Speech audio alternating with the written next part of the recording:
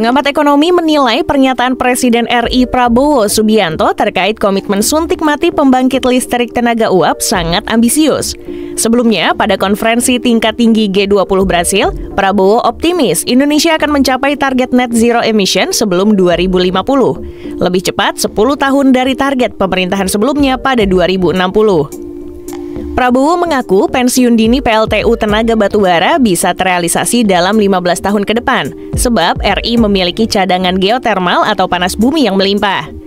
Merespons hal tersebut, Direktur Eksekutif IESR Fabi Tumiwa menilai pernyataan Prabowo sangat ambisius, karena pernyataan itu adalah yang paling progresif dari Presiden RI.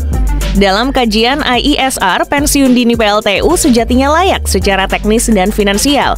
Dirinya menyarankan beberapa hal untuk Prabowo mewujudkan komitmen itu. Pertama, target menyuntik mati PLTU pada 2040 harus diwujudkan dahulu dengan draft kebijakan energi nasional terbaru. Kedua, target baru harus diselaraskan dengan Rencana Umum Ketenagalistrikan Nasional dan Rencana Usaha Penyediaan Tenaga Listrik. Dan ketiga, kejar pembangunan energi terbarukan besar-besaran dalam 15 tahun mendatang. Diperkirakan kalau seluruh PLTU di sistem PLN diakhiri operasinya, maka perlu dibangun 300 hingga 350 gigawatt kapasitas pembangkit energi terbarukan atau 15 hingga 20 gigawatt per tahun sampai dengan 2040. Mayoritas dari VRI, seperti surya dan angin. Jelas Fabi. Sementara itu, Direktur Eksekutif Center of Economic and Law Studies, Bima Yudhistira, menilai target Prabowo itu hanya sekedar gimmick jika belum memiliki shortlist PLTU yang ingin dipensiunkan. Selain itu, Bima menilai PLN masih menjaga umur PLTU lebih panjang dengan melakukan co-firing biomasa. Sejauh ini, pemerintah telah berencana untuk mempensiunkan dini PLTU Cirebon 1 dan Pelabuhan Ratu, yang rencananya akan menggunakan pendanaan dari Just Energy Transition Partnership. Sayangnya, upaya itu masih jalan di tempat. Ada PLTU Cirebon 1 dan Pelabuhan Ratu yang masuk shortlist JETP saja, kan macet progresnya. Pemerintah mungkin sedang menaikkan reputasi saja di forum internasional, ujar Bima. Wakil Menteri Energi dan Sumber Daya Mineral Yulio Tanjung mengatakan target transisi energi Indonesia masih belum tercapai tahun ini. Salah satunya nampak dari ketergantungan atas penggunaan pembangkit listrik energi batu bara. Padahal target penggunaan pembangkit batu bara dalam APBN 2024 yaitu 65,72%. Pembangkit dari gas bumi yaitu 17,72%, biomasa 1,02%, BBM plus BBN 3,06%, air 6,88%, panas bumi 5,33%, dan energi baru terbarukan lainnya 0,25%. Sementara realisasinya energi batubara ini masih relatif tinggi hingga 67%, gas bumi 17%, BBM plus BBN 4%, air 7%, panas bumi 5%, hingga biomasa dan EBT lainnya 0%. Yuliot menekankan peningkatan EBT harus terus ditingkatkan demi mengurangi emisi rumah kaca. Dia melihat masih banyak ruang pemanfaatan yang bisa dilakukan untuk mendorong potensi pemanfaatan EBT di Indonesia. Jadi ini potensinya cukup besar. Tentu ini merupakan bagian yang bisa kita konsolidasikan. Bagaimana antara potensi dengan pemanfaatan itu bisa gapnya tidak terlalu jauh, kata Yuliot. Salah satunya tenaga surya yang memiliki potensi sebesar 3.294 gigawatt, tetapi baru termanfaatkan 675 megawatt. Selain itu, hidro atau air yang memiliki potensi 95 gigawatt, tapi sayangnya pemanfaatan baru sekitar 6,6 gigawatt. Lalu untuk bioenergi RI memiliki potensi sekitar 57 gigawatt, sementara pemanfaatannya baru sekitar 3,4 gigawatt. Kemudian tenaga angin berpotensi menghasilkan 155 gigawatt dan baru termanfaatkan sekitar 152 gigawatt. Lalu potensi dari energi laut sebanyak 63 gigawatt dan belum termanfaatkan. Bunga-bunga di Komisi 7 mengingat apa? Ada forum internasional yang luar biasa yakni G20 Summit di Bali dengan tema Energy Transition. Kan begitu. Maka kita sepakat, kami di Komisi 7 sebelum ini terlaksana itu di bulan 11 kalau tidak salah ya, di bulan November itu, maka kami semua sepakat merancang apa sebenarnya undang-undang energi baru, energi terbarukan. Dengan undang-undang energi baru terbarukan ini kita berharap akan menjadi payung menuju kepastian hukum dan menciptakan ekosistem bagi tumbuhnya energi baru, energi terbarukan.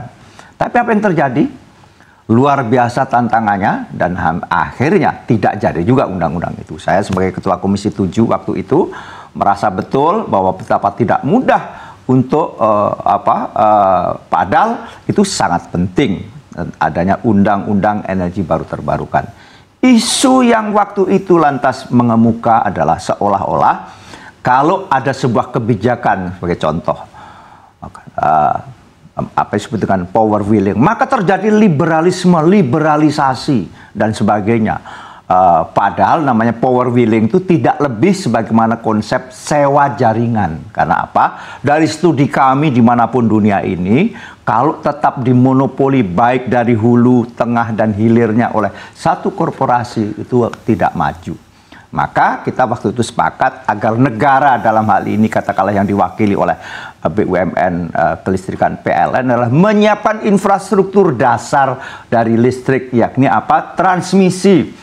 Maka kami juga sudah membuat hitungan-hitungan, maka perlu membangun kurang lebih 70.000 kilometer transmisi ya, sekaligus apa disebut dengan smart grid. Jadi Nusantara Grid, waktu itu kebetulan ada Profesor Peke almarhum dari ITB yang merancang bersama kami dan sebagainya. Perlunya, nah itulah.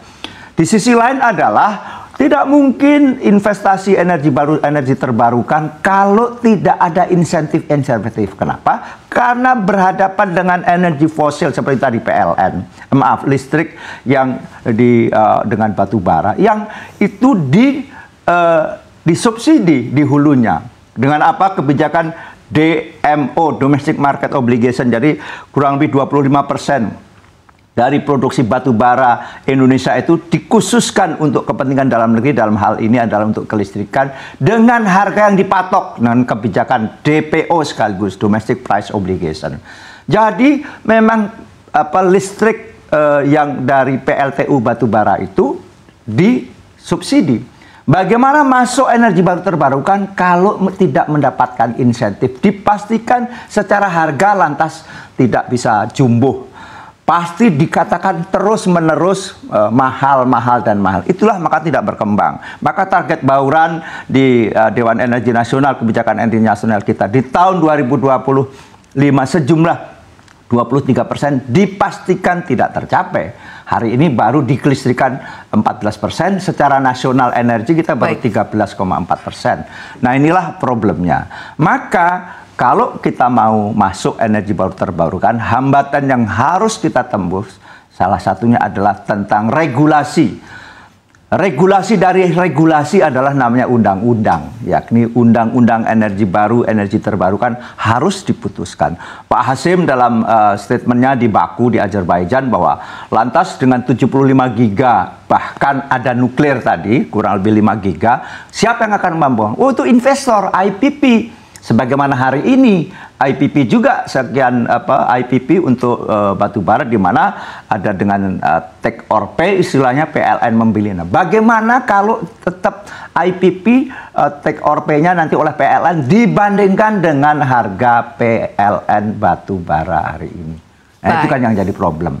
Sehingga maka harus ada kebijakan terobosan yakni yang sering kita sebut dengan konsep power wheeling. Apa itu power wheeling? Antara demand khusus ya, ini tapi khusus untuk energi baru terbarukan. Dengan produser, silahkan berunding. Tadi sudah disebut berbagai dalam statementnya karena banyak sekali data center yang membutuhkan energi baru terbarukan. Katakanlah data center X membutuhkan energi baru terbarukan. Saya akan membangun ini. Silahkan berunding berapa per kilowatt jamnya. Nanti ditambah dengan apa disebut dengan transmisi, apa disebut dengan toll fee istilahnya. Disitulah keuntungan negara atau PLN yang tadi membangun Nusantara Grid atau Smart Grid. Baik. Nah, disitulah jadi tidak ada campur tangan soal harga. Silahkan antara demand dan supplier energi atau developer energi atau operator energi berunding. Nah, Baik. itulah dalam konsep yang tanpa itu saya kira tidak akan berkembang. Kita sebagai bangsa dan masyarakat dunia itu juga tidak lepas dari keharusan-keharusan imperatif dari yang lain, yakni apa? Yakni tentang net zero emission yang menjadi komitmen dunia. Dunia telah mematok di tahun 2050, sementara Indonesia di tahun 2060 atau lebih cepat. Nah, energi kita tengarai merupakan salah satu sektor yang cukup memberi dampak kepada pemanasan bumi, pemanasan global, climate change ini, sehingga kita dalam pemanfaatan energi juga segala sesuatunya selalu juga kita hitung dari aspek net zero emission. Tentang policy, tentang affirmative policy, kebijakan yang memihak. Kenapa demikian? Begini. Kita pilihan terhadap energi baru, energi terbarukan itu adalah kalau menurut hemat kami ketika di Komisi 7 dan sekarang di Komisi 12. Energi baru terbarukan bukan pilihan tapi keharusan. Yang dari 235 miliar itu untuk mendanai program pembangunan listrik yang besar sampai 103 gigawatt.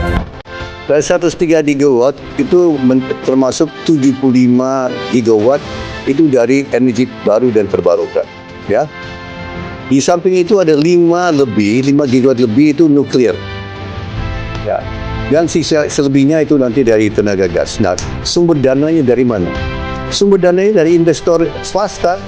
Banyak swasta asing mau masuk untuk mendanai, ya. Kenapa? Karena yang dicari sekarang di dunia ini adalah energi terbarukan. Kenapa? Karena yang akan kita masuki adalah age of artificial intelligence. Artificial intelligence perlu listrik yang luar biasa besar.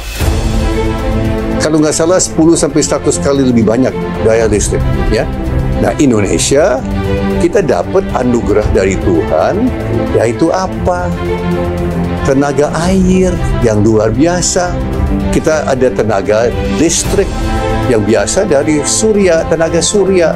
Kita punya potensi geotermal, panas bumi yang luar biasa. Dan satu lagi, tenaga bayu, tenaga angin.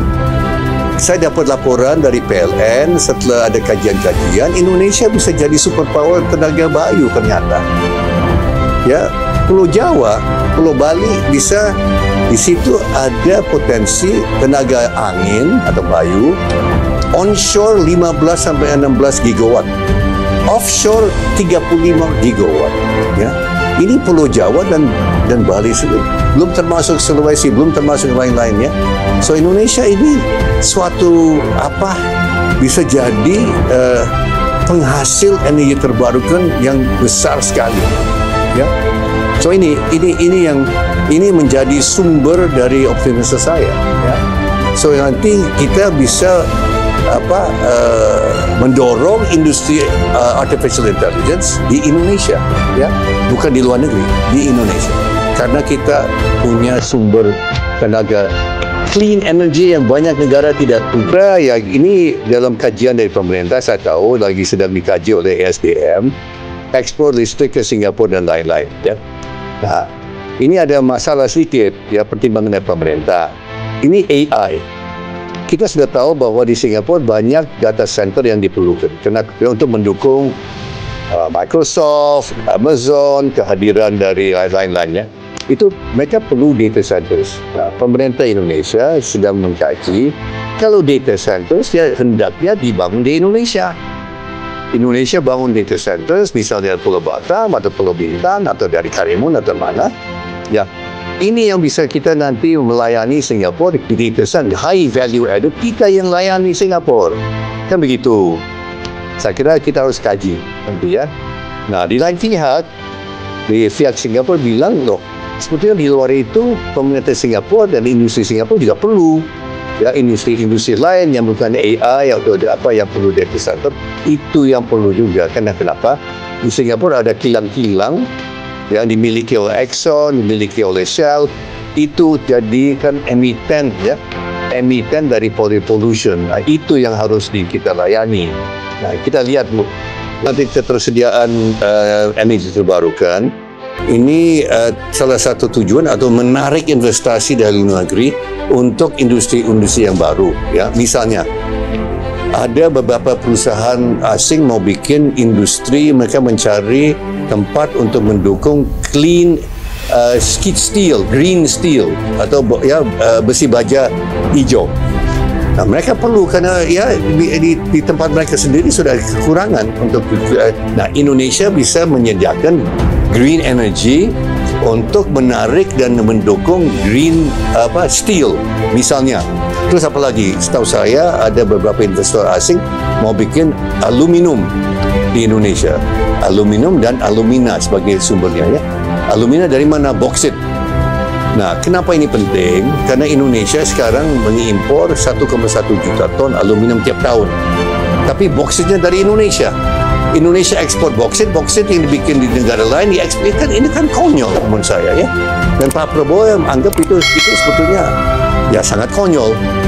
Ya, dengan green energy yang kita bisa sediakan, ya 75 gigawatt, kita bisa mendukung industri-industri baru yang juga perlu industri bersih. Nah, ini satu lagi. Sebentar lagi, 4 tahun lagi, saya dengar bahwa Uni Eropa akan melakukan yang sistem namanya CBAM, Cross Border Adjustment Mechanism. Bagi industri-industri yang mau jual barangnya di Uni Eropa, itu harus bersih, clean. Kalau tidak clean, dalam arti sumber listriknya dan powernya itu bukan dari industri terbarukan, akan dipungut ya tax atau pajak karbon itu yang berlaku di Eropa. Misalnya 90, 80, 90 euro per ton. Nah, ini jadi ancaman bagi industri Indonesia, ya. Misalnya ada tekstil, ya, garment, ya, Sritex. Misalnya yang mau ekspor ke Eropa, kalau energinya bukan dari energi terbarukan, itu nanti akan dipungut $90 atau 90 euro di atas produk mereka. Nah, ini kan, apalagi besi baja dari Krakatau Steel atau dari POSCO Indonesia, itu nanti juga akan diberlakukan. Maka kita perlu 75 gigawatt energi terbarukan dan baru. Itu as simple as